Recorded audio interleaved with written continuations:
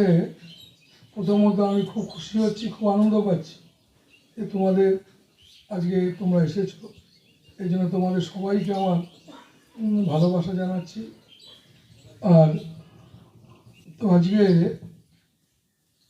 তোমাদের দুটো কথা তো বলবোই, কারণ প্রথমত হচ্ছে দেখো আমার প্রোগ্রামটা কীরকম থাকে জানো, যে প্রোগ্রামটা থাকে যেহেতু এটা আশ্রম, তোমরা যেখানে এসেছো সেটা কারোর বাড়িতে না, কোনো গেরস্থির বাড়িতে, এবং তোমরা এসছো তোমাদের বাড়িতে।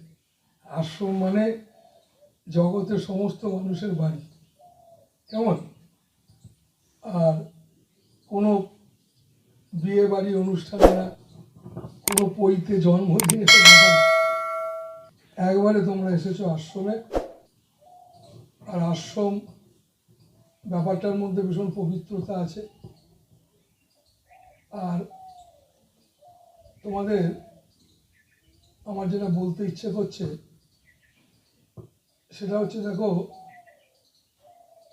যে আমরা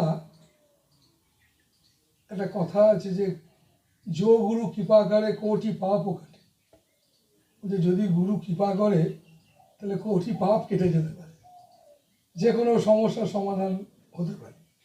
কিন্তু গুরু কৃপা করে না কেন?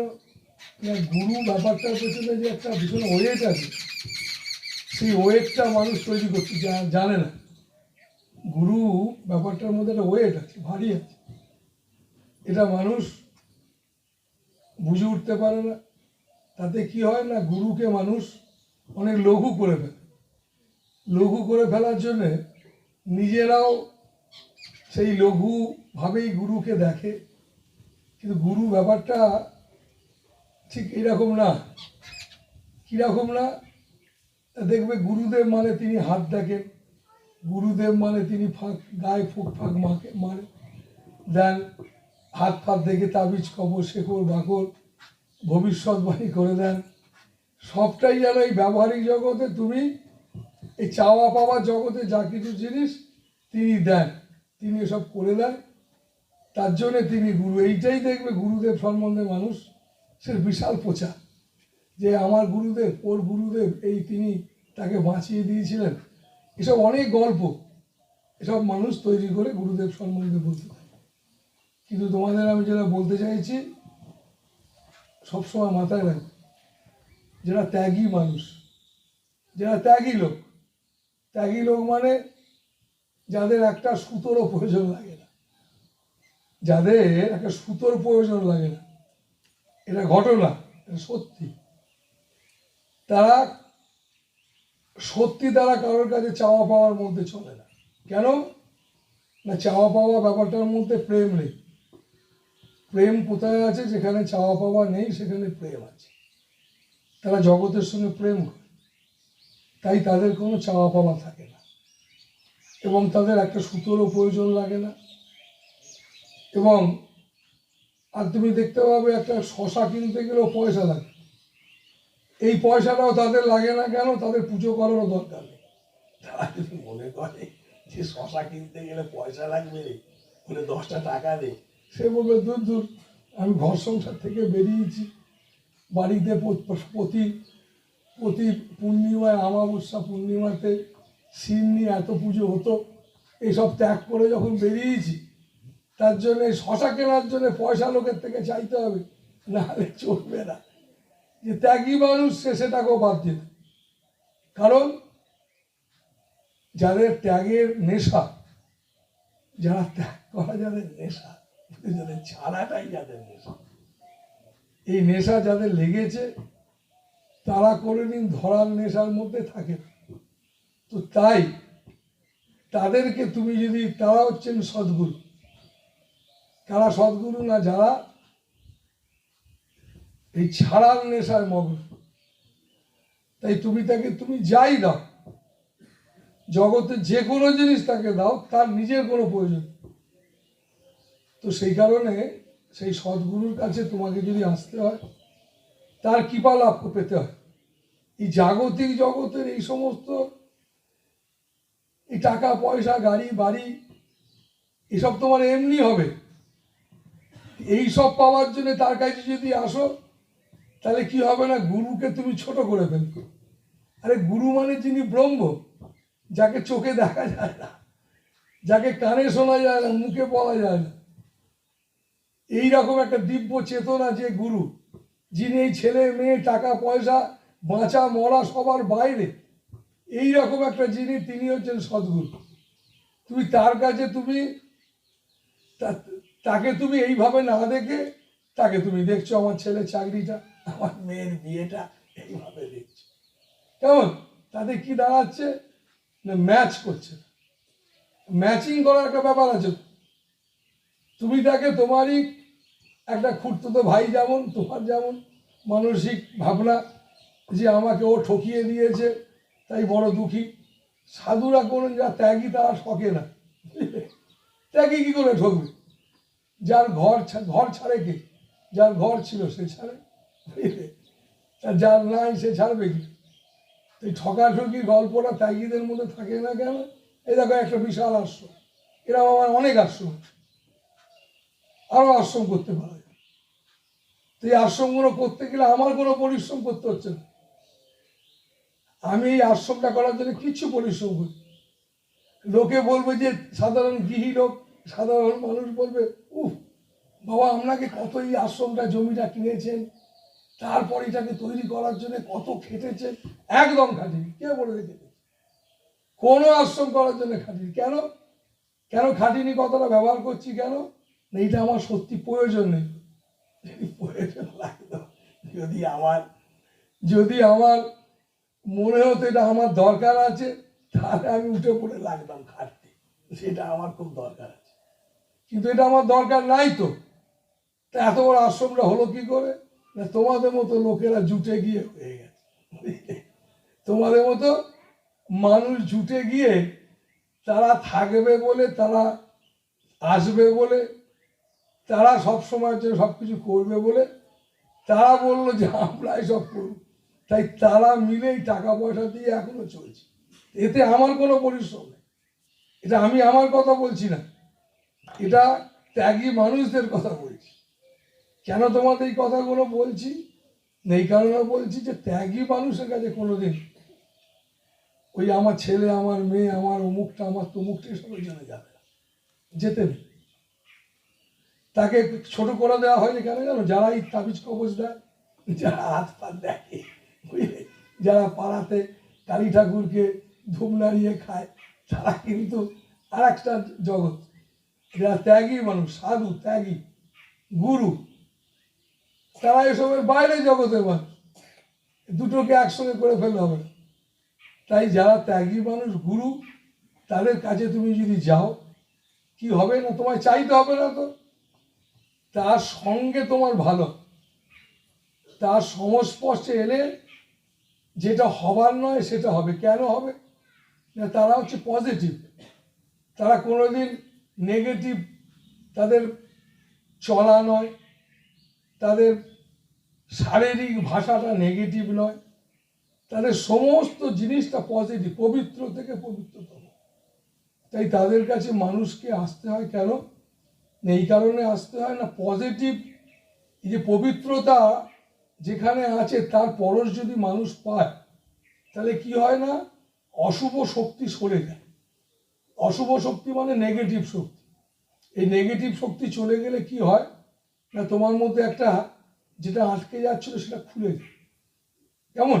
যেটা পজিটিভ মানে যেটা তুমি চাইছো সেটা যেন পাও। তো এটা হয় না কেন না, আমরা না অনেক আগে থেকেই হবে না বলে ঠিক করে পরীক্ষা দিতে যাচ্ছি, যাওয়ার আগে ঠিক করে ফেলছে হবে কি হবে না, হবে কি হবে না। আরে যে কোনো কিছু করতে যাচ্ছে, একটা ছেলে মেয়ে প্রেম করেছে, সেখানেও বিয়ে করতে গিয়ে ভাবছে সারা সুখী হবো কি হবো না। এ তো মহা মুশকিলের ব্যাপারটা, প্রেম করতে গেলি কেন, তাই না? সমস্ত ক্ষেত্রে পরীক্ষা দিতে যাচ্ছে, সেখানেও তাই। এই বাবা মার সঙ্গে কথা বলতে যাচ্ছে, কি বলবো কি বলবো না, স্বামী স্ত্রী বলতে যাচ্ছে, সেখানেও কিরকম একটা কনফিউজ, কি করা উচিত। তাহলে আমরা কিরকম একটা আমাদের মানসিক জায়গাটাকে আমরা এক কথা বলতে পারো পরশ্রী কাতর করে ফেলেছি। আমরা নিজেদের উপরে নিজেদের একদম কোনো আস্থা নেই। আর সেই আস্থা এমনি বাড়ে না, বুঝলে? সেই আস্থা বাড়াবার জন্য মানুষ এই সাধুগুরু সঙ্গ করে। কেন করে না? তোমার আস্থা তোমার মধ্যে যদি বেড়ে যায়, তোমার যদি আত্মবিশ্বাস জেগে ওঠে, তাহলে তুমি কিন্তু যেটা তোমার হচ্ছে না তুমি সেটা করতে পারবে। কিন্তু এই হচ্ছে না বলে আত্মবিশ্বাস না বাড়িয়ে তুমি তার কাছে ছুটে গিয়ে মাদুলি কবর দুর্বল প্রকাশ ঘটাচ্ছে, আমার এটা হচ্ছে না সেটা হচ্ছে না।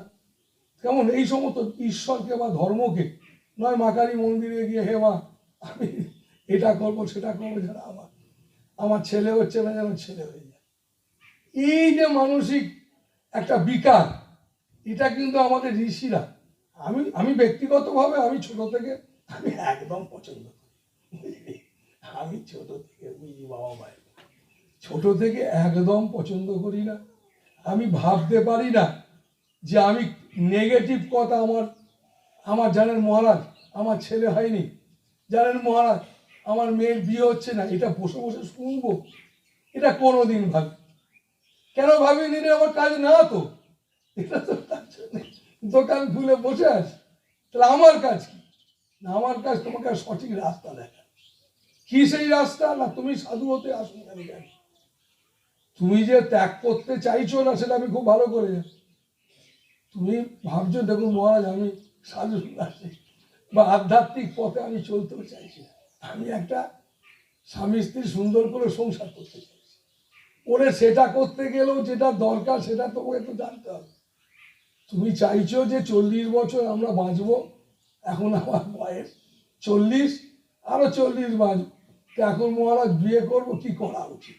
তাকে আমি প্রথমেই বলবো টাকা পয়সার থেকে আগে দুজন 40 বছর একসঙ্গে হাত ধরে চলতে পারবি, এই মানসিকতার আগে তৈরি কর, তারপরে তুই টাকা উপার্জন করবি, বিয়ে করবি।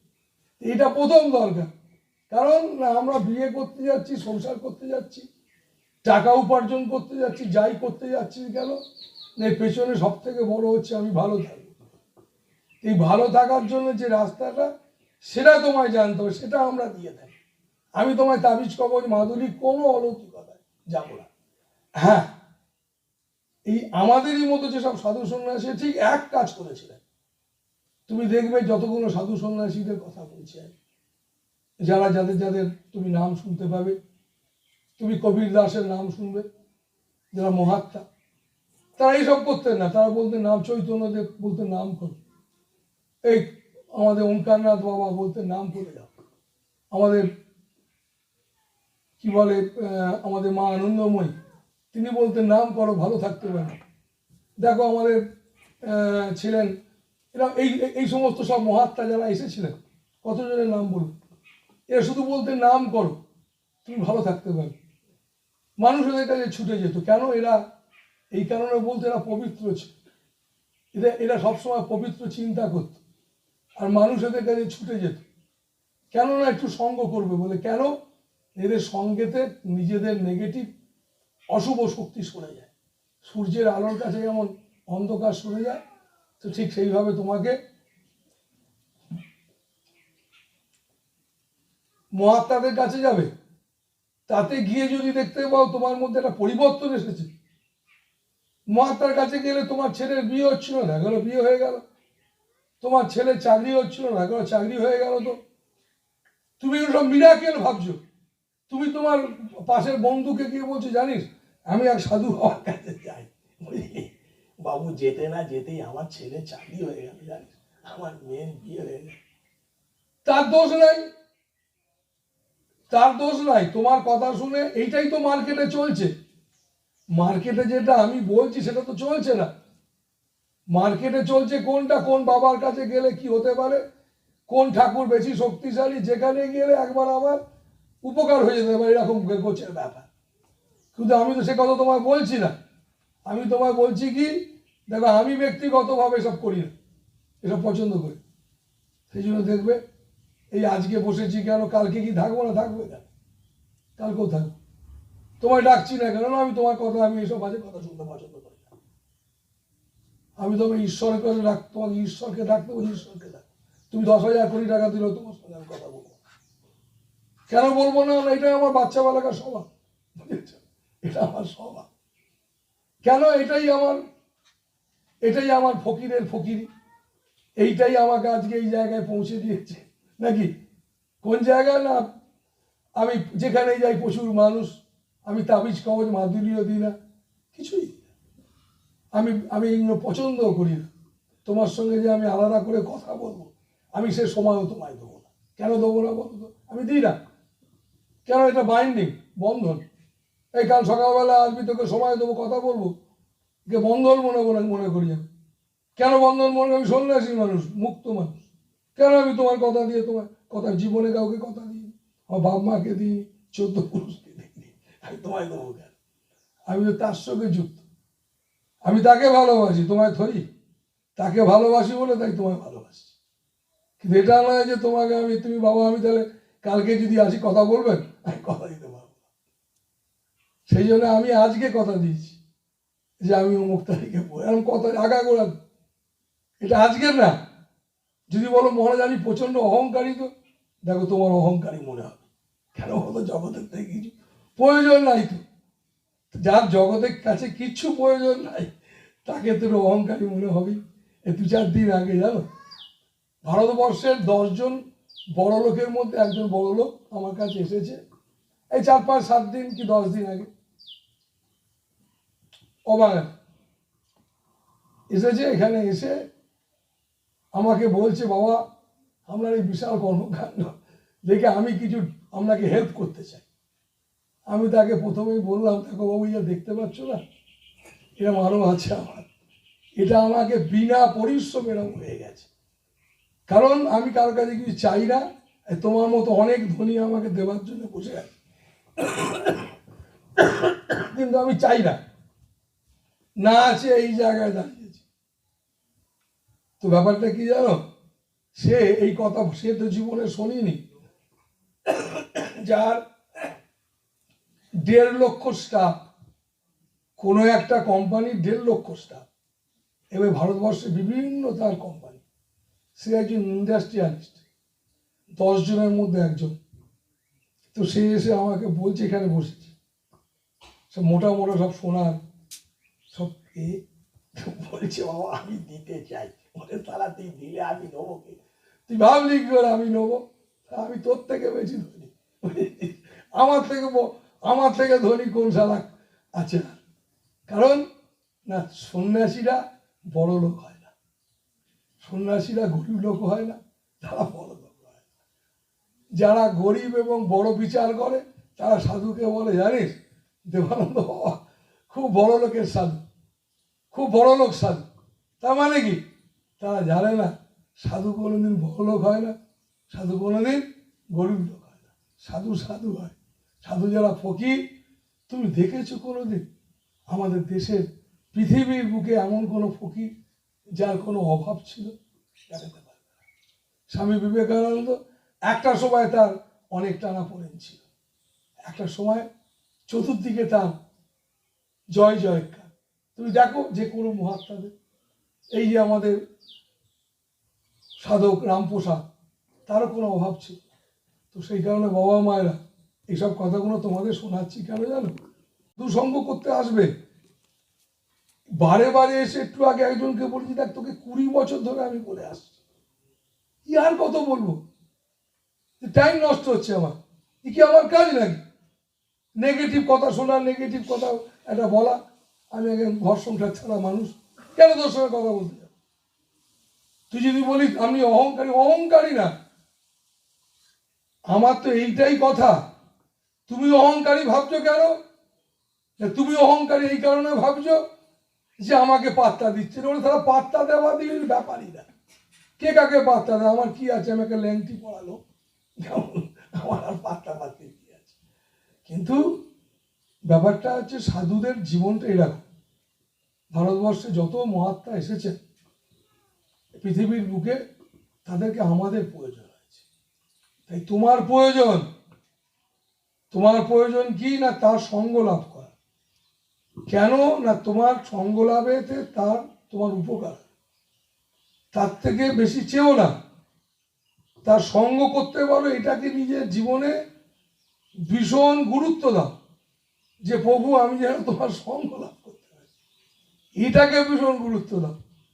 তো সেই কারণে তুমি মনে করো বহু দূরে থাকো, মনে মনে সঙ্গ করো। সঙ্গই তো মানুষকে একটা উন্নত থেকে উন্নত জায়গায় নিয়ে যায়। তো সেই কারণে তুমি সবসময় জানবে 20,000 50,000 কিলোমিটার দূরেও তুমি মহাত্মাকে পেয়ে যাবে। মহাত্মা থোড়ি একটা বডি, গুরু থোড়ি একটা বডি, বডি না, এই বডির বাইরেও আরো কিছু, সে খুঁজতে হবে, জানতে হবে। তো সেই কারণে বাবা মায়েরা তোমাদের সব বললাম এই কারণে, যদি তুমি আশা করে ফেলো মহারাজ কি আমায় সময় দেবেন, না আমি দেবো না, আমি তোকে দিতে পারবো। মহারাজ সময় দেবেন, আমি অনেক মানুষের সেবা কাজ করতে চাই, আমি 10 দিন তোকে সময় দেবো। অনেক মানুষের জন্য যদি হয় সময় দিই, একটা ব্যক্তির জন্য আমি দিতে পারবো কেন? আমার সে সময় নেই। অসংখ্য ব্যক্তি তো কার জন্য দিতে পারবো? যদি আমার সারাদিনের কাজ কি জানো, সকালবেলা ঘুম থেকে উঠি, হাঁটতে যাই, আমি একটা বিশাল সংস্থা চালাই, যেখানে অনেক স্কুল আছে, বৃদ্ধাশ্রম আছে, আরো আরো অনেক কিছু আছে, যেগুলো রীতিমতো সঠিকভাবে সেটা হয় কিনা তার জন্য সারাদিনে 8 থেকে 10টা মিটিং করতে হবে। প্রতিদিন 8 থেকে 10টা মিটিং করতে, তাতে সবাই কালকে মনে করো না 10টা মিটিং করবো, পরশু দিন তাই। কাজ কি না? জনসেবা। আমার কাজ হতে পারে জনসেবা, এটাই আমার কাজ। আর একটা কাজ হতে পারে, মেন কাজ কি, তোমায় পথ বল, রাস্তা বলে দেওয়া, জীবন কিরম সুন্দর চালা যায়, থাকা যায়। আর কাজ কি না, তুমি বিশ্বাস করে তোমার মনের কথা আমাকে বলতে চাও, তো তার জন্য একটু সময়। তার জন্য দেখো আজকে বসেছিলাম, শুনেছি, আবার মনে করো কাল থেকে মিটিং, পরশু দিনও মিটিং, সরস্বতী পুজোর দিনেও মিটিং, সন্ধ্যেবেলা ফাঁকা। মিটিংটা কিসের? না মানুষ, আমার নিজের কোনো কাজ নেই, আমার আশ্রম থাক আর যা, আশ্রম হয়েছে কেন, তুমি আসবে, মানুষের সেবা হবে, একটা লোকের জন্য এত বড় দরকার লাগে না। তো সেই কারণে বাবা মায়েরা, তো তাই অন্য দিনগুলো আমি সময় দিতে পারি না, অন্য দিনগুলোতে আমি জনসাধারণের সেবায় লাগি, আর মাঝে মধ্যে আমি ব্যক্তিগত সাক্ষাৎ করি, শুনি, তার জন্য কিছু কিছু দিন আমি ডেট দিয়ে দিই। যদি বলো বাবা কালকে হবে কি না, আমি কথা দিতে পারবো, তুমি এসে যাও, যদি আমি থাকি হয়ে যাবে, কথা হয়ে যাবে, যদি না থাকি কথা দিতে পারবো, একদম কথা দিই। আমি কোনোদিন কাউকে দিই, যদি কেউ বলে থাকে কথা দিয়েছেন, সে জানবে ভুল কথা দিয়েছে। কারণ প্রথমেই মাথায় রাখবে, তুমি এসেছো কোথায় না, একটা আশ্রমে, কার সঙ্গে কথা বলছো, একদম বাচ্চাবেলায় ঘর সংসার ছাড়া, জাগতিক জগতে তোমাদের ফ্যামিলির যে সমস্ত রিলেশন আছে, এইসব রিলেশন ত্যাগ করা একটা পাক্কা ফকিরের কাছে তুমি এসেছো, যার কাছে কেউ এসে যখন বলে, আচ্ছা বাবা আমার শ্বশুর মরে গেছে, আমি কি আপনাকে পুজো করতে পারবো? তো প্রথমত আমি এসব মানি না কেন বলতো, আমি তো জানিও না, আমি এসব নিয়ে মাথাও জানি না, আমি জানিও তো না, সত্যি তো। আমি 18 বছর বয়সে সংসার থেকে বেরিয়ে পড়েছি, সে 18 বছর বয়সের আগে পর্যন্ত গেরস্থী লোকেদের কি কি নিয়ম কানুন আছে নাকি, আমার ওইটুকুই জানা। তারপরে আমি আর জানিনি, কেন না ঘর ছেড়ে আবার ঘরের খবর নেবো, এই কাজটা করবো না বলে জানি। যারা জানে তারা জানে, আমি তো জানি না, তার জন্য আমি মানি না কেন, আমি জানি না। তাই তোমায় বলছি বাবা, তুমি কাউকে ঠিক করে নাও যে পুজো করতে আছে কি করতে নেই। তো আমার তরফ থেকে কোনো মানা নেই, তুমি আমাকে যদি জিজ্ঞেস করো, আমার কিচ্ছু মানা নেই। আমার শুধু একটাই মানা আছে, যে একটা কাজ, এমন কাজ করো না যেটা মানুষের না, যেটা মানুষ করে না। মানুষ যে কর্ম করে সেটাই করবে, আর মানুষের কর্ম বাদ দিয়ে অন্য কোনো কর্ম তুমি সেটা করো না। মানুষের কর্ম মানুষের মতো হয়ে মানুষের কর্ম, সেটাই তোমার করা উচিত। তো যাই হোক বাবা মায়েরা, তোমাদের এত কথা বললাম, তোমাদের এই কথাটা বলে আজকে কথা বলা শেষ করি। প্রথমত মাথায় রাখবে, এই জীবনে এসেছো, একটু সংযমী হও, একটু সংযমী হও। তুমি দেখবে তুমি অনেক কিছু লাভ করতে পারলে এই জীবনে। জীবনটা বড় ছোট, বুঝলে? একটু সংযমী হও, একদম হাউতাস করো না, একদম ডিপ্রেশন যেন তোমায় ভয় পায় এমনভাবে তৈরি হও। তুমি ডিপ্রেশনে চলে যাবে কি, ডিপ্রেশন যেন তোমায় ভয় পায়, এতখানি স্ট্রং হতে হবে তোমার। তো সেই কারণে তোমার এই স্ট্রংটা হতে গেলে তাই তোমাকে একটু সংযমী হতে হবে। আর সংযমী হলেই আমার মনে হয় যে বন্ধুত্ব জীবনের শেষ দিন পর্যন্ত টিকে থাকে কিসে জানো, ওই সংযম। সংযম হলেই মানুষের উদারতা আসে। উদার আর সংযম এই দুটো জিনিস মানুষকে একটা শেষ জীবন পর্যন্ত টিকিয়ে রাখতে পারে। কেন সংযম মানুষকে টিকিয়ে রাখতে পারে, তুমি এটা ব্যাখ্যা করো বুঝতে পারবে। সংযম মানেই তোমার জন্য আমি, তুমি আমার জন্য, এই জায়গায় হাজির হও। কেমন? সংযম মানেই তুমি আমার জন্য, আমি তোমার জন্য, মানে শুধু একটা দেহকে ভালোবাসা না। সংযম মানে শুধু একটা দেহকে ভালোবাসা না, শুধু একটা টাকাকে ভালোবাসা না, শুধু একটা রূপ যৌবন এসব না। সংযম মানে লুকিয়ে আছে ভেতরের একটা আলাদা আলাদা কিছু একটা ব্যাপার ভেতরে, এটা বাইরের না। এই ভেতরের যে জিনিসটা অসংযম করে দেয়, সেই অসংযম যেটা করে দেয় সেটাকে একটুখানি সংযত করে রাখার চেষ্টা ভেতরে। তো সেই ভেতরের সেইটাকে তৈরি করার জন্যে, তার জন্য মানুষ সাধু সঙ্গ করে, গুরু সঙ্গ করে। তো যাই হোক বাবা মায়েরা, চেষ্টা রেখো চলে ফিরে ঘুরে বেরিয়ে যত পারবে ভালো চিন্তা করো। ভালো চিন্তা করার জন্যে মানুষ ঈশ্বরের নাম করে, গুরু নাম করে। কেন করে না, না ভালো চিন্তায় থাকার জন্য। আর এগুলো থাকলে কি হয় না, মানুষের মধ্যে পজিটিভ যে চিন্তা করাটা, একটা পজিটিভ শক্তি তার মধ্যে তৈরি হয়। ভালো চিন্তা করে ভালো শক্তি তার মধ্যে তৈরি হয়। আর যদি তুমি খারাপ চিন্তা করো, খারাপ শক্তি তোমার মধ্যে ঘুরে বেড়াবে। তো তাই তোমাকে বারে বারে বলছি কেন এই কথাগুলো, এইটাই আমার কাজ, তোমাকে বারে বারে বলা। আর এটাই তোমাকে একমাত্র তোমাকে অনেক ভালো করতে পারে।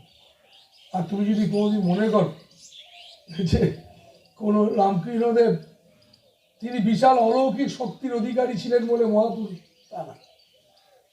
অলৌকিক শক্তির অধিকারী হলেই তিনি মহাপুরুষ হন তা না।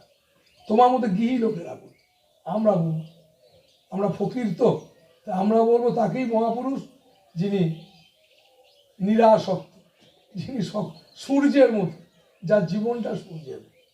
তো তাই রামকৃষ্ণদেবের জীবনটা সূর্যের মতো ছিল, স্বামীজির জীবনটা সূর্যের মতো ছিল। তিনি কজন লোকের রোগ সারিয়েছিলেন, তুমি তাদেরকে নাচতেই পারো, তাদেরকে আমি নাচবো। কেমন? আমি নাচবো তার সেই উদারতা দেখে, তার সেই সাম্য দৃষ্টি দেখে, সে কতটা নিজেকে নিরাসক্ত রেখেছে, সে কতটা সংযম, সে কতটা সবাই, এটা দেখ। তো যাই হোক বাবা মায়েরা, সবাই তোমরা চেষ্টা করো ভালো থাকো। সবসময় জানবে যে একটা ছোট একটা আমার একটা গল্প আছে জানো, যে এক রাজ্যে এক রাজা, এক পাগল এসেছে। আমি আসামে গিয়ে বলছিলাম গল্পটা। পাগল এসেছিল, সেই পাগল উৎপাত দেখে মন্ত্রী রাজাকে বলেছিল, মহারাজ এই পাগলের একটা ব্যবস্থা করতে হবে।